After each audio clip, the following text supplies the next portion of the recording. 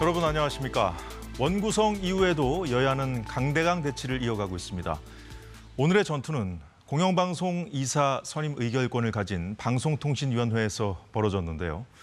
아침부터 방통위로 달려간 여야 의원들의 모습을 보고 시작하겠습니다. 박문진 이사 선임 계획을 세운다고 합니다.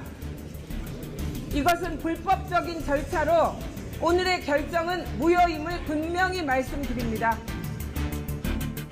오늘 방통위가 국민의힘과 윤석열 정권의 비호 아래 기어이 MBC를 장악하는 수순에 돌입한다면 민주당은 다른 야당과 연대하고 국민과 손잡고 끝까지 그 책임을 묻는 모든 수단을 강구하겠습니다.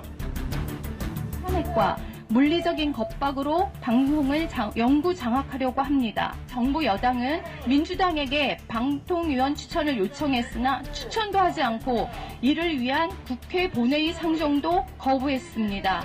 지금 방통위 2인 체제의 원인은 민주당에 있습니다. 권태선 이사장과 지금의 박문진 체제, 지금 경영진이 해온 짓이 뭡니까? 오로지 이재명 당선, 이재명 더불어민주당을 위한 편파 방송, 거짓 허위 조작 방송 아니었습니까? 지금 허위 조작으로 밝혀진 김만배 신학님 커피 게이트 조작 녹화 방송 아니었습니까? 네, 오늘 방통위 앞이 왜 이렇게 시끄러웠느냐? MBC 사장 추천권을 가진 박문진 이사들의 임기가 다가오는 8월에 만료됩니다. KBS와 EBS도 곧 이사들 임기가 만료됩니다. 방통위는 주무부처로서 차기 이사 선임 계획 의결한 건데, 자, 박수현 의원님. 예.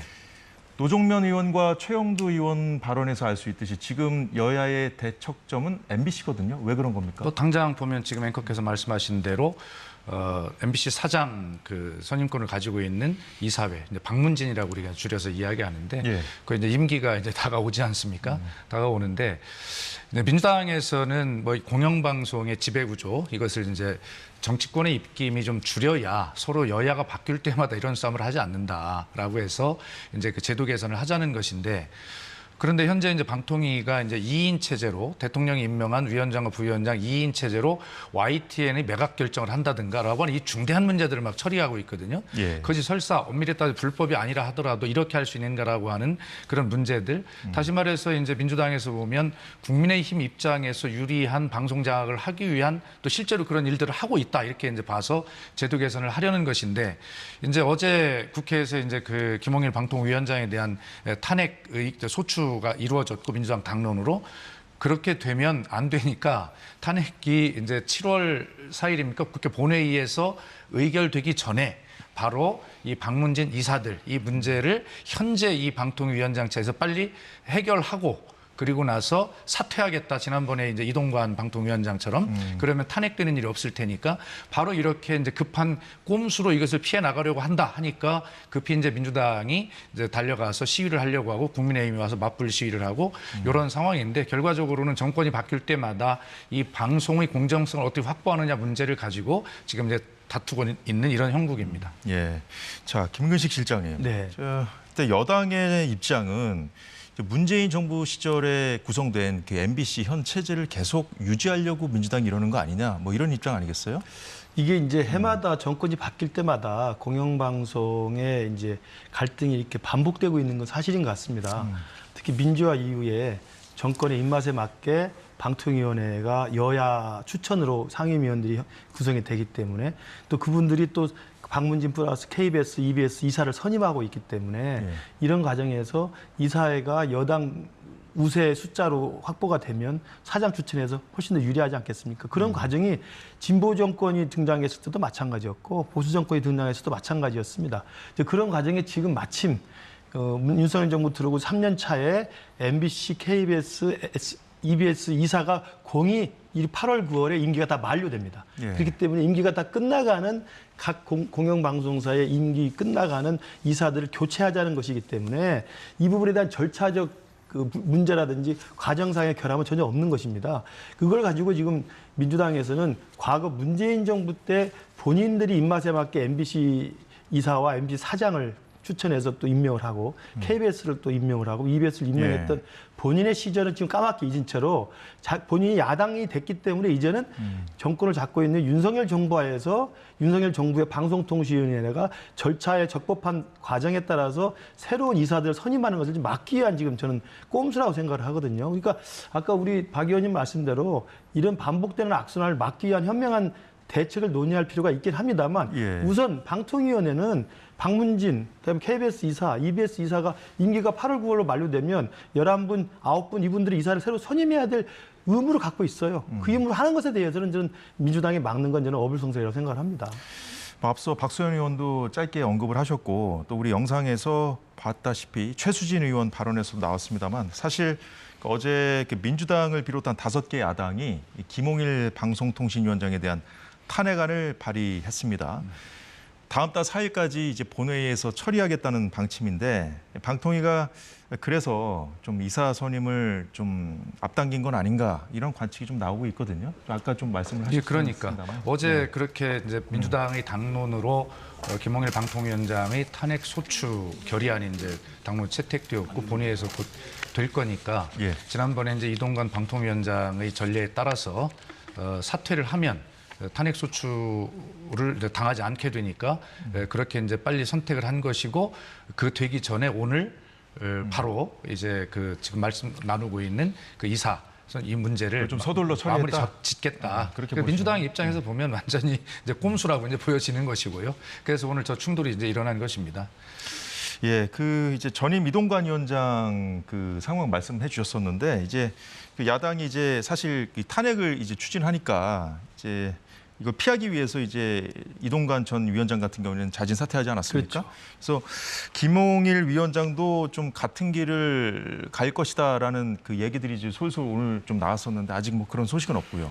그러니까 어떻게 보세요? 지금 이제 민주당의 입장은 이 방송통신위원회가 2인 체제로 무리하게 강행을 해서 공영방송의 이사진을 교체하려고 하기 때문에 지금 뭐 꼼수를 쓰고 있다 말씀하시는데 그 최민희 원인은- 위원장이 앞서 영상에서 그렇습니다. 얘기했던 불법적인 절차다라고 꼬집은 부분이 바로 그거 같아요. 그렇습니다. 근데 네. 지금 그 원인은 사실은 어젠가요? 그 민주당에서 의원총회를 거쳐서 갑자기 탄핵을 당론으로 해서 탄핵을 발의를 해버렸어요. 그래서 사실은 이미 이동관 방통위원장 왔을 때도 똑같이 이동관 위원장이 YTN에 대한 어떤 중요한 결정을 앞두고 있을 때 방통위원회를 무력화시키기 위해서 탄핵이라는 술수를 썼거든요. 이 탄핵이라는 건 아시겠지만 명백한 법률적 위반을 한 경우에만 국회가 탄핵을 하고 이게 헌법재판소에 가서 인용이 돼야만 직무가 종료가 되게 돼 있는데 민주당 스스로도 알고 있었습니다. 탄핵을 하면 헌법재판소의 최종 결정이 날 때까지 최소 6개월 정도는 업무를 못 보기 때문에 그걸 예. 노린 것이었거든요.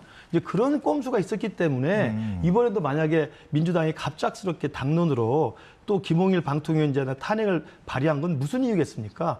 업무를 정지시키겠다는 거거든요. 업무를 정지시키겠다는 것은 8월, 9월로 예정되어 있는 3사 공영방송의 이사 교체를 막겠다는 거거든요. 그렇기 때문에 방통위원회에서는 탄핵이라는 것이 공식적으로 본회의 회부되기 전에 일단 할 일을 하겠다는 것으로 이번에 신임 의사 교체를 이제 의결을 한 겁니다. 그러니까 저는 이 싸움이 돌고 도는 것 같긴 합니다만 예. 저는 그렇게 생각합니다. 민주당이 문재인 정부 때 똑같이 당시에 사장 임기가 교체되는 공영방송을 교체했듯이 마찬가지로 윤석열 정부 들어와서도 지난해 KBS가 교체됐듯이 이번에도 MBC 교체가 시기가 오면 교체를 하는 겁니다. 절차에 따라서. 그리고 나서 이 부분이 그 회사 내 방송사의 내부의 갈등이 커지고 언론에 대한 이야기가 많이 나오면 여야가 머리를 맞대고 이런 정권 교체에 따른 이 방송사의 이런 악순환을 어떻게 끊을 것인지를 논의를 하면 되는데 그냥 느닷없이 난데없이 탄핵이라는 카드를 들고 나와서 헌법재판소에 가면 기각될 걸 알면서도 몇 개월 동안 직무를 못 보게 하겠다는 정말 꼼수 중에 꼼수를 쓰기 때문에 지금 이런 식의 저는 사정이 생겼다고 봅니다. 자, 지금 이제 방통위가 2인 체제로 운영된 지는 좀 됐잖아요. 그렇습니다. 근데 이제 여기서 뭐 어떻게 될지 모르겠어요. 뭐 탄핵이 될지 자진 사퇴를 할지 그렇게 됐을 때 이 위원장까지 이제 공석이 되면 한 명 넘게 되죠. 1인 체제가 되잖아요. 그렇습니다. 그럼 업무가 마비되지 않겠어요? 네. 아니 그러니까 이 문제가 지금 김근식 교수님은 평이하게 지금 말씀하시지만 자 봅시다. 5인 체제죠. 이게 합의제 행정기구입니다. 예. 정신이. 그런데 3명의 상임위원이 임명되지 않은 상태에서 대통령이 임명한 위원장과 부위원장 둘이 이제 운영을 했단 말입니다. 근데 이 기본적 민주당이 왜 이걸 불법이라고 주장하냐면 이것은 말씀드리는 대로 5명의 합의제 행정기구예요. 그런데 2명을 가지고 독임제처럼 운영을 한 것입니다. 그러면서도 무엇을 했냐면 뭐 아까 말씀드렸지만 YTN 매각이라든가 이런 중요한 일들을 막 다 진행을 했단 말이에요. 좀 나오고 있지 않습니까? 저런 것이 이제 탄핵수 5개 이유인데 그중에 제일 위에 거죠. 그러면서도 지금 국민의힘에서는 민주당 몫의 상임위원을 추천하지 않았다 이렇게 지금 주장을 하고 있는데 그것은 거짓이죠.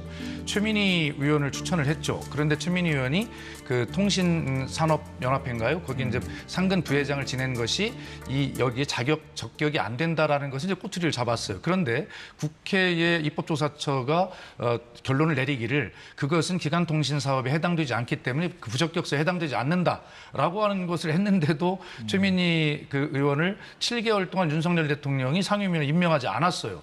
바로 이렇게 2인의 문제와 더불어서 그렇게 5인의 합의제 행정기구라고 하는 그 정신을 지키지 않고 민주당이 추천한 사람을 꼬투리를 잡아가지고 아니라고 하는데도 그래서 임명하지 않고 있어서 결국에 최민희 의원이 사퇴한 거 아닙니까? 그러면 이제 국민의힘은 민주당이 추천하지 않았다고 이렇게 주장을 하는데 그건 그렇습니다. 이제 최민희 의원 말고 다른 사람을 추천하라 그런 요구를 민주당이 받아들이지 않았다 이런 얘기인 그러니까 건가요? 최민희 의원 경우는 네. 말씀하신 것처럼 민주당 몫을 추천했는데 방통위원회 취임 요건에 부당한 자격 조건이 있어서 그걸 계속 재가를 미루고 있었던 겁니다. 그러다가 최민희 의원이 공천 받아서 남양주 가서 지금 당선돼서 과방위원장 온 거 아닙니까? 그러니까 우리 당에서는 뭐냐면 그러면 국회 추천 몫이 3명이 있습니다. 이 3인의 방통위원을 빨리 추천하자고 요구를 하고 있는 거예요. 그건 안 하고 있으면서 2인 체제가 부당하니까 탄핵을 하겠다고 이야기를 하는 겁니다. 스스로의 자기 모순이죠. 그다음에 또 하나 말씀드리면 2인 체제 부당하다고 이야기하는데 그 2인 체제 부당한 걸 막기 위해서 지금 방송통신위법도 개정안을 올려놨는데 그 개정안은 4인을 의결 종족수를 하겠다고 명시하겠다는 겁니다. 그러면서 한준호 단장이 올려놓은 그 입법 발의안을 보면요. 민주당 스스로도 그런 표현을 쓰고 있어요. 대통령이 추천한 2인으로도 의결이 가능하게 됨으로써 이제 명백히 의결 종족수를 4인으로 규정하고자 한다. 이런 법안을 만들어놨습니다. 본인 스스로 쓰면서 2인이 가능하게 해놨기 때문에 좀 부당하다. 그래서 4인으로 좀 명확히 규정했으면 좋겠다라고 하고 있는 거예요. 그리고 2인 체제에서 결정한 YTN 매각 결정이나 지금 우리 KBS의 사장 선임 문제 다 법적으로 아무 하자가 없는 거 좀 진행이 되고 있는 거 아닙니까? 근데 이제 와서 이야기를 하면 어떻게 하겠다는 겁니까?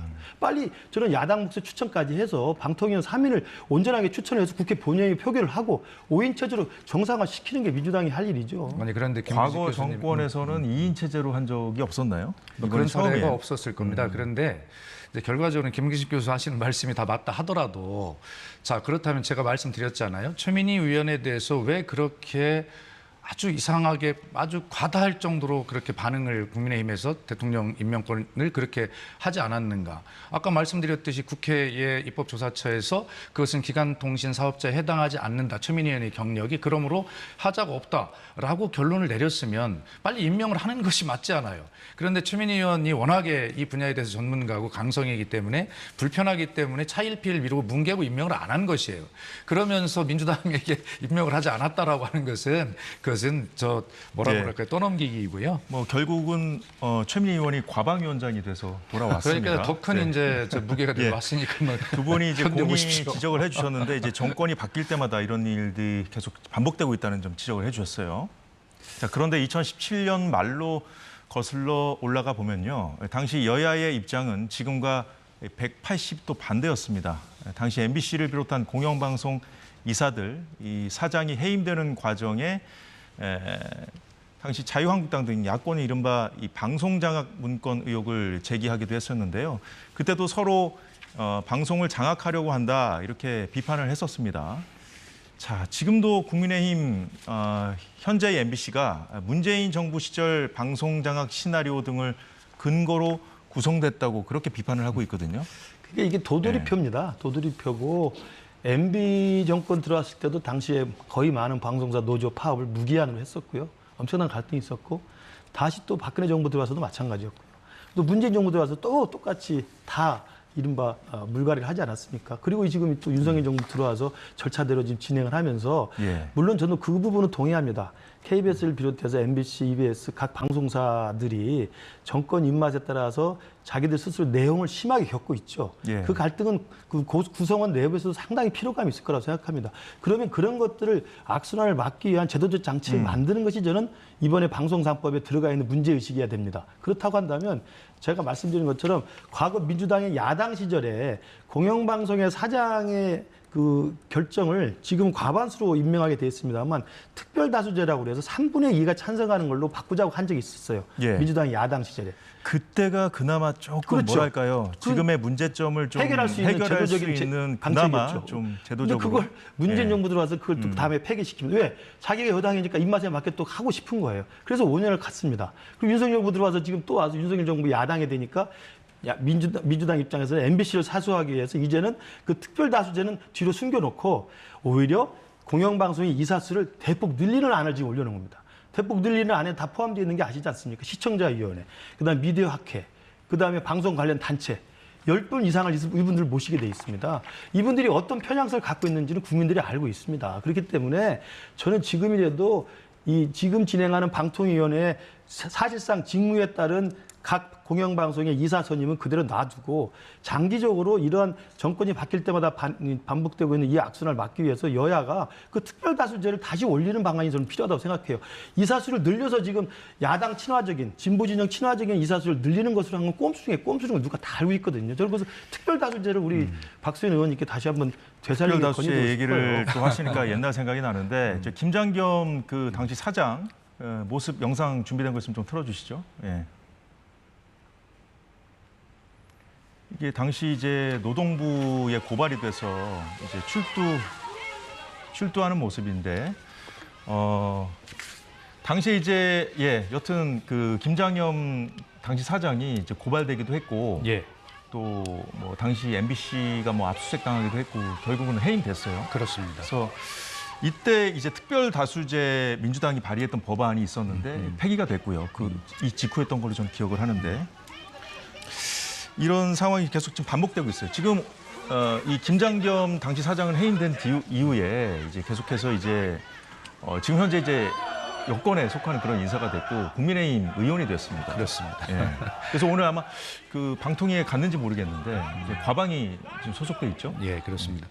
지금 뭐 김장겸 사장 뭐 저 문제가 본질은 아니고요. 지금 이제 김근식 의원이 지금 이제 말씀하신 예. 특별다수제 등을 비롯한 제도 개혁에 관해서 좀 말씀을 드리면 이런 겁니다.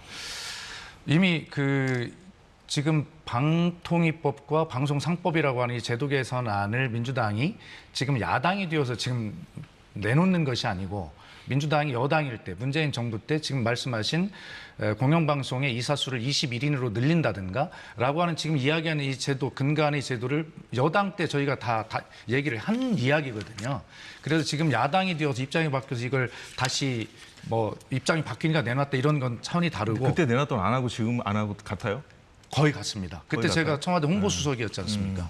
그래서 진정으로 핵심은 뭐냐면 정치권의 입김을 줄이고 독립성을 보장하자는 것이어서 특별 다수제가 됐든 간에 그다음에 공영방송 이사수를 늘리는 것이든 그다음에 사장 선임위원회를 100명으로 늘리든 결과적으로는 정치권의 입김을 확 줄여서 국회 추천권은 21명 중에 5명만으로 하고 나머지는 기자 현업단체나 여러 가지에서 하자는 것인데 지금 김근식 의원 말씀대로 국민의힘은 거기가 다 민주당 편향단체인데 그게 되겠냐 이런 말씀인데 엊그제도 내 김근식 의원님 설명을 드렸지만 거기는 예를 들어 방통위가 영향력을 임명하는 곳인데 어떻게 그게 그 단체가 민주당 성향이겠어요. 그리고 지난번 언론중재법 한다고 할 때 우리 현업단체가 반대를 해서 못했지 않습니까? 그렇기 때문에 지금 구성이 돼 있는 이사추천권을 가진 그 단체가 민주당 성향이라고 하는 것을 다시 한번 자세히 들여다보시면 절대 그렇지 않다. 그리고 이 안은 민주당이 야당이 되어서 지금 말씀드리는 것이 아니라 여당이던 지난 문재인 정부 시절 제가 홍보수석인 시절에 이미 이 문제를 같이 하자고 얘기했던 것이기 때문에 그 진정성에 대해서는 근데 이제 알겠습니다. 바랍니다. 그 정치권의 입김을 좀 줄이자 여기에 대해서는 이제 여야가 이견이 없는 것 같은데 그 방법에 대해서 예를 들자면 독일 같은 경우에는 그 뭐 학계나 시민단체 여러 이제 그 민간 분야로 이제 그 확대를 해 놓은 그런 제도인데, 네. 근데 대표성을 어떤 방송이라든가 특정 분야에 이제 과대 대표성을 주지 않고 좀 이렇게 네. 널찍하게 지금 가고 있거든요. 근데 지금 여기에서 지금 제기하는 문제점들은 좀 너무 방송 유관계로 좀 너무 좀 그 대표성을 좀 많이 준 거 아니냐 이런 지적이 나오고 있는 그러니까 거예요. 박 의원님 말씀이 지금 그 이제 이사수를 21명으로 늘릴 경우에 새로 추가되는 게 시청자위원회하고요. 예. 그다음에 물론 방통위가 추천합니다만 방통위가 추천한 미디어학회 인사가 있습니다. 근데 방통위가 미디어학회 추천을 의뢰하는 거예요. 그리고 또 하나는 방송 관련 3단체 정도 됩니다. PD연합회, 뭐 기자연합회 이런 분들입니다. 예. 그럼 잘 아시는 것처럼 방송 관련 단체는 대부분 민노총의 친화적인 단체들인 건 국민들이 다 알고 있습니다. 그다음에 미디어학회, 뭐 방송학회, 정치커뮤니케이션학회 다양한 학회도 있습니다만 방통위나 그 학회들한테 추천해 주세요. 그럼 저도 정치학회 소속이니까 압니다. 예. 통일부에서 정치학회 소속 추천하려면 정치학회가 알아서 추천하는 거예요. 그런 면에서 보면 그 21명으로 이사수를 늘렸을 때 대부분의 경우 친야 성향의 이사들이 대폭 늘어나는 경우가 늘어날 수밖에 없다는 거죠. 특히나 우리 사회의 다른 분야들까지 조금 확대할 필요는 그렇죠. 있잖아요. 그러니까 아예 차라리 문호를 열어서 할 거면은. 말씀하신 것처럼 전체 시민사회 개방을 해서 이사수를 대폭 늘려서 한다는 모를까. 지금 말하는 민주당에서 22인으로 이사를 확대하는 것은 그럴듯해 보이지만 실상을 알고 보면 친야, 친진보 성향의 인사들을 과반수 이상 차지하게 함으로써 이른바 방통위원회가 선임하는 공영방송 이사진을 무력화시킨다는 거거든요. 또 하나 특별다수제 아까 말씀하셨습니다만 특별다수제만 하면 아무 문제가 없어요. 특별다수제를 하면 지금 KBS 이사는 11분을 하게 돼 있고 MBC를 9분을 하게 돼 있습니다. 그럼 KBS 이사 11분은 방통위 창립일이 지금까지 7대4로 딱 관리가 돼 있습니다. 여당 추천 7, 야당 4입니다. 그다음에 MBC는 6대3입니다. 여당 6, 야당 3이에요. 87년 이후에 계속 그렇게 왔습니다. 민주당이 집권할 때도 마찬가지였어요. 그게 보이지 않는 민주주의 규범인 겁니다. 그걸 이제 다 없던 걸로 하고 특별다수제는 뒤로 숨겨놓고 야 학회 들어와. 시청자위원회 들어와. 그다음에 방송 PD연합회 들어와. 누가 봐도 이건 뻔한 거 아니겠습니까? 아니, 그렇기 그래서 때문에 이제 제도적인 지금은 대책을 다시 논의해야 국민의 된다는 그 거죠. 대의기관인 그 국회에서 7대4 구조로 가져가는 것인데 그걸 좀 바꿔보자는 게 특별다수제잖아요. 그렇죠. 그게 사장 그래서 이정재 여러분께 잘 그래서, 모르실까 봐 그래서 이제 말씀드린 그런 요소를 지금 김 교수 우리가 이제 이사 선임만 관련해서는 21명 늘리자는 것뿐만이 아니라 아까 잠깐 언급하셨습니다만 사장 후보 추천위원회를 대폭 문호를 개방해서 100명으로 하자는 거 아니에요? 그래서 시민, 학계, 뭐 언론계 등 열어서 추천을 만들고 거기에서 추천위가 사장 후보자를 3인 이하 복수로 추천하면 이사회가 제적 3분의 2 찬성을 받는 후보 사장으로 제청하는 이런 사장 후보 국민추천위원회를 신설하자는 아니 같이 있는 것 아닙니까? 그렇기 때문에 그 특별 다수제의 요소들이 이렇게 배치가 돼 있는 것이거든요. 여튼 그 이제 현안에 너무 깊이 들어가면 어차피 뭐 이 자리에서 결론 낼 수 있는 것도 아니니까요. 자, 여하튼 그 이렇게 과방위에서 이제 방송법이 이렇게 쟁점화가 되면 다른 어떤 민생 그 경제 법안들이 이제 올 스톱 되거든요. 논의가. 예, 과거부터 그래 왔고요. 그렇죠. 그랬던 적이 많기 때문에 우리가 이제 이 정치권에서 이 공영방송 지배구조를 둘러싼 그 논쟁이 계속 이어지는 것이 과연 누구를 위한 것인지 좀 냉정히 따져볼 때가 된 것 같습니다. 자, 다음 주제로 넘어가 보도록 하겠습니다. 박찬대 민주당 원내대표 어제도 이 최상병 특검법 등 국회를 통과하는 법안들에 대해서 거부권 행사할 생각 말라며 대통령 탄핵을 거론했었는데요. 오늘은 방통위 관련 논란을 언급하면서 그 책임 윤 대통령에게 있다면서 또 탄핵을 언급했습니다. 방송장악 쿠데타의 가장 큰 책임은 윤석열 대통령에게 있습니다. 밀실에서 방송장악을 사실상 총지휘한 몸통이 대통령이라는 국민적 비판을 피할 수 없습니다.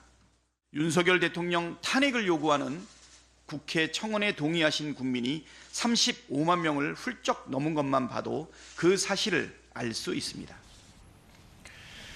예, 박소연 의원님께 먼저 여쭤보죠. 예. 정부 부처 장에 대한 탄핵은 뭐 이미 시도한 적도 있고, 근데 이제 대통령에 대한 탄핵 언급은 좀 자제를 했었거든요. 그렇습니다. 이제 최근 좀 부처 그 이재명 전 대표죠 이제 요즘 이제 언론에서 좀 멀어져 있는데 뭐 이렇게 그 원내대표가 이제 지금 그 대표직도 대행하고 있는 건가요? 예. 그렇습니다. 이렇게 나오는 원내대표가 걸까요? 이제 식대를 예. 하고 있는 거죠. 그런데 어쨌든 그 문제는 민주당으로서 굉장히 신중한 입장을 가지고 있는 것은 맞고요. 그러나 민주당의 입장에서 보면 계속 대통령이 14번의 거부권을 행사했을 뿐만 아니라 여당의 당선인들을 향해서 대통령의 거부권을 무기로 싸워라라고 이렇게까지 공개적으로 말씀을 하시는 것을 보면 앞으로 대통령의 거부권은 남발될 것이기 때문에 이렇게 되면 결과적으로 어떤 시민들 사이에서 시민단체를 중심으로 이 탄핵이라고 하는 에너지가 점점 더 쌓이는 것 아니겠냐. 그렇게 되면 이 제도권에 있는 야당도 사실 압박을 받는 것이거든요. 그렇기 때문에 박찬대 직무대행의 입장은 그렇게 되기 전에 제발 좀 여기에서 대통령이 국정 운영 방향의 기조를 바꿔라라고 하는 그런 저는 일종의 경고이자 건의라고 저는 그렇게 생각합니다. 예, 박찬대 원내대표와 박수현 의원님의 얘기 어떻게 들으셨습니까? 탄핵 이야기는 사실 민주당도 꺼내기가 굉장히 조심스러울 거예요. 탄핵은 잘못 쓰면 이 역풍의 바람이 부는 거거든요. 우리가 이제 박근혜 대통령 당시에 탄핵을 이루어냈습니다만 그때는 명백한 국정농단의 실체가 있었고 거기에 따른 그 법률적, 형사적 법률 위반 사건이 분명히 있었습니다. 그래서 탄핵이 온 국민의 뜻에 따라서 진행이 됐던 것입니다. 그러나 똑같은 경우 아시지만 2004년인가요? 2000년이죠. 노무현 대통령 당시 2004년도에 탄핵을 무리하게 추진했습니다만 이게 사실상 현저하게 헌법과 법률 위반 사례가 아니었기 때문에 이게 기각됨으로써 탄핵의 역풍을 그때 또 불은 적이 있습니다. 네. 그래서 저는 민주당에서 대통령 탄핵을 이야기하는 것은 정말 신중해서 조심해야 될 이야기라고 보고 탄핵이라는 건 잘 아시는 것처럼 이 대통령 중심자에서 입법부와 이 행정부가 독자적으로 국민들이 직접 선출한 권력들입니다. 입법부의 국회 권력이 입법권을 너무 독주하고 독재하게 되면 행정부 수장이 갖고 있는 마지막 방어막이 거부권이고요. 행정부 수장으로 선출된 대통령이 헌법과 법률을 현재 위반하면 입법부가 마지막으로 쓸 수 있는 카드가 탄핵이란 카드입니다. 그런데 과연 지금 민주당이 거론하고 있는 탄핵, 검사 탄핵, 판사 탄핵, 장관 탄핵, 방통위원장 탄핵, 심지어는 저는 탄핵 대상이 아니겠습니다만 마음에 안 들면 다 탄핵을 하는 겁니다. 지금 헌법상에 보장되는 입법부의 탄핵이라는 카드는요. 행정부에 선출된 권력이 정말 국민들 입장에서 봤을 때 법률과 헌법을 위반한 중대한 사유가 있다. 이럴 때만 쓰는 거예요. 이걸 지금 탄핵을 남발해서 어떻게 하겠다는 것인지 저는 민주당이 되묻고 싶습니다. 예, 안 그래도 지금 정쟁거리가 너무 많은데 김진표 전 국회의장의 회고록이 공개되면서 자, 이와 관련된 공방도 지금 거세게 일고 있습니다. 자, 이게 이태원 참사 관련된 것인데요. 이상민 장관 역시 그가 좀 더 일찍 정치적인 책임을 지고 사의를 표명하는 것이 옳습니다라고 김진표 의장이 윤 대통령을 만났을 당시 이렇게 얘기를 했다는 거예요. 건의를 했다는 거예요. 그런데 윤석열 대통령이 자, 그 말 맞는데 이태원 참사에 관해서 좀 강한 의심이 가는 게 있다. 아무래도 결정을 못하겠다라고 얘기를 했다는 거예요. 자, 다음 화면 준비됐나요? 넘겨주시죠. 예. 그래서 이거 갖고 이제 대통령이 좀 당시에 이제 이태원 그 참사의 조작서를 좀 믿고 있었다. 이런 식으로 좀 이제 김진표 전 의장이 얘기를 했나 봐요. 그래서 이제 좀 공방이 일고 있는데 이 상황 좀 어떻게 보시는지요? 박수현 의원님. 예, 저 말씀을 믿을 수 있겠습니까? 그렇다고 해서 전임 국회의장이 회고록에 쓴 것을 안 믿을 수 없는 노릇이잖아요. 그러니까 대통령이 도저히 국민이 믿을 수 없는 말씀을 하신 것으로 믿을 수밖에 없는 그런 상황인 것이어서 충격이죠. 김진표 전 국회의장이 거짓말을 만들어서 조작해낼 일은 없지 않습니까? 근데 사실 저 당시에 이제 어떤 뭐 개입설, 뭐 조작설 이런 것들이 유튜브를 중심으로 굉장히 그 음모론들이 막 나올 때거든요. 그래서 경찰에서는 이미 조기에 그를 차단하기 위해서 그해 11월에 그런 다 처벌하고 좀 정리를 했단 말입니다. 그런데 저 김진표 의장과 대통령이 만난 그 시점은 그렇게 정리가 된 시점인데도 대통령께서 저런 유튜브에 나오는 음모론에 기반한 듯한 저런 말씀하시는 것에 깜짝 놀랐다 하는 것이고요.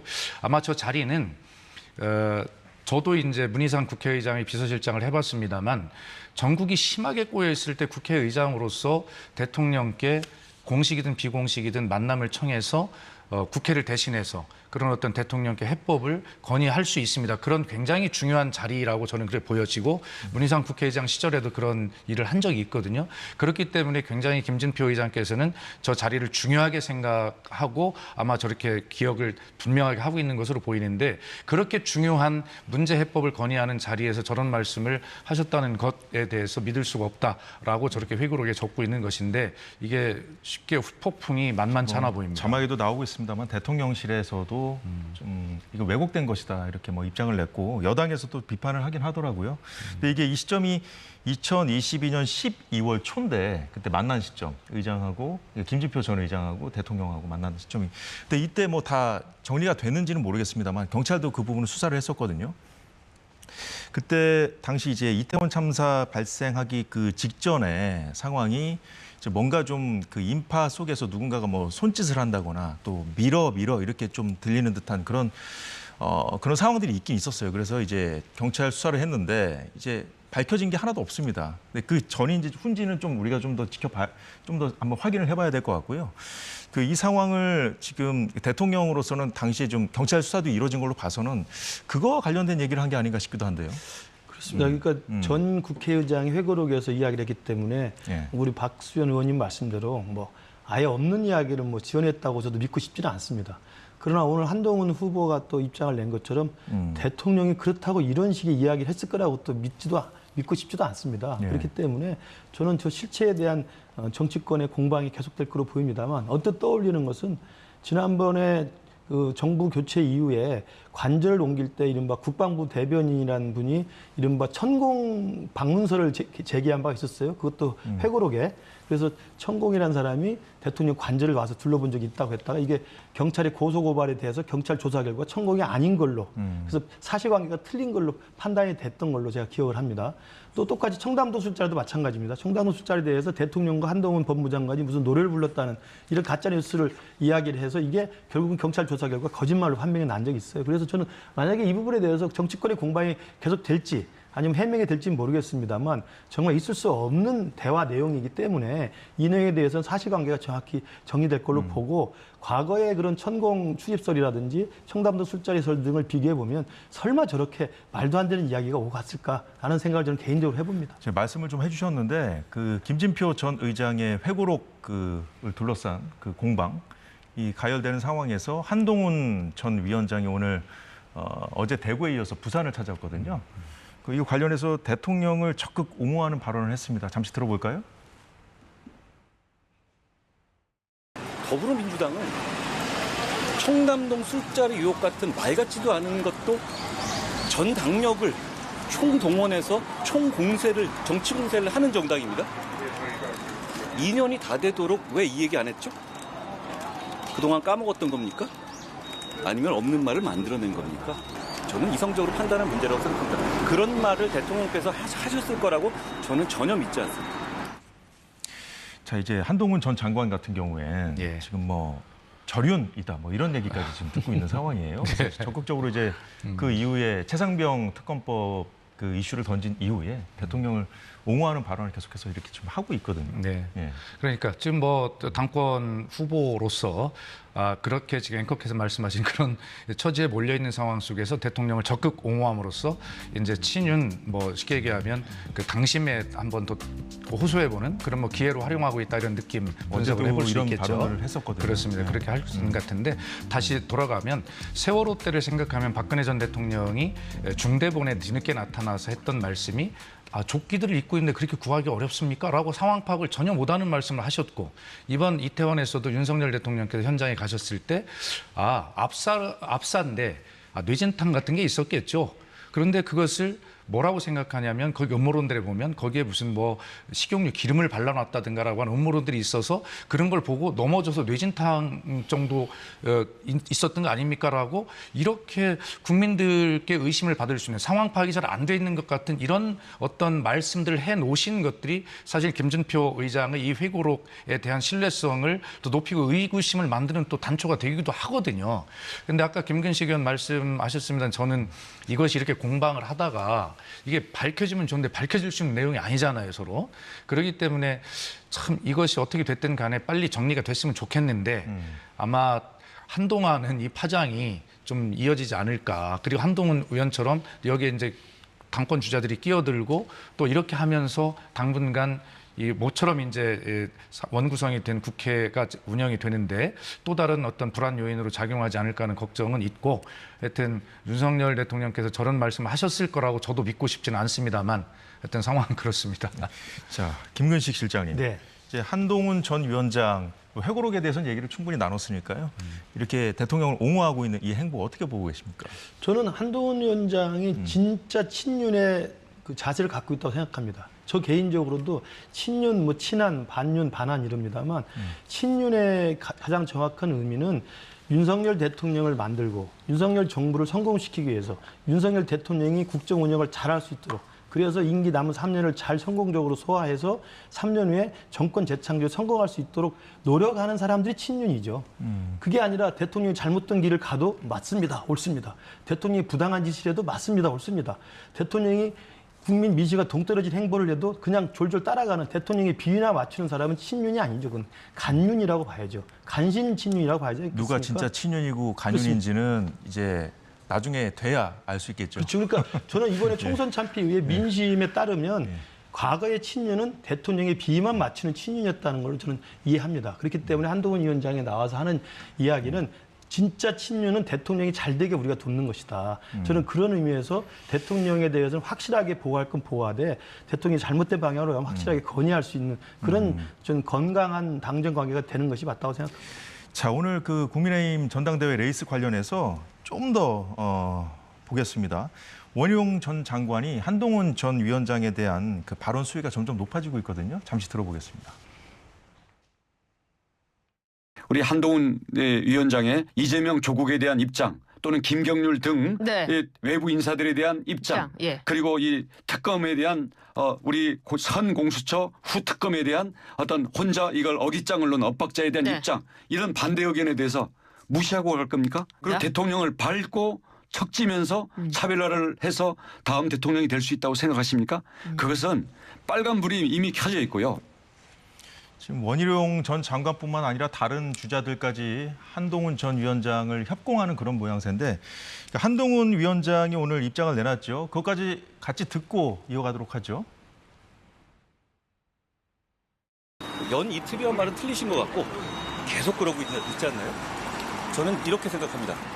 저는 대한민국의 국민을 절대 배신하지 않을 겁니다. 제가 배신하지 않아야 할 대상, 정치인이 배신하지 말아야 할 대상은 대한민국과 대한민국의 국민입니다.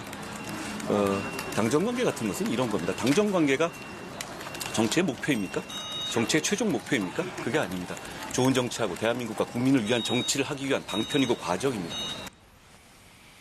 자, 박수현 의원님, 지금 그 당권 레이스가 달아오르고 있는데 뭔가 좀 정책 비전이나 이런 것들이 좀 실종됐다 이런 지적이 나와요. 당내에서도. 방금 그 말씀을 국민의힘 당내에서도 드리려고 했는데 여당의 그 당권 레이스가 정말 이렇게 친윤, 비윤, 무슨 간윤 이런 싸움만 가지고 되겠어요? 김근식 교수님. 창윤이라는 말도 나오고. 그래서 여당 다워야 된다. 여당이 민주당을 야당을 비판하려면 여당답게 그리고 정말 이 당권 주자가 되겠다고 하는 이 과정을 보면서 국민들께서 좀 한심할 것이다 이런 생각을 하게 되고요.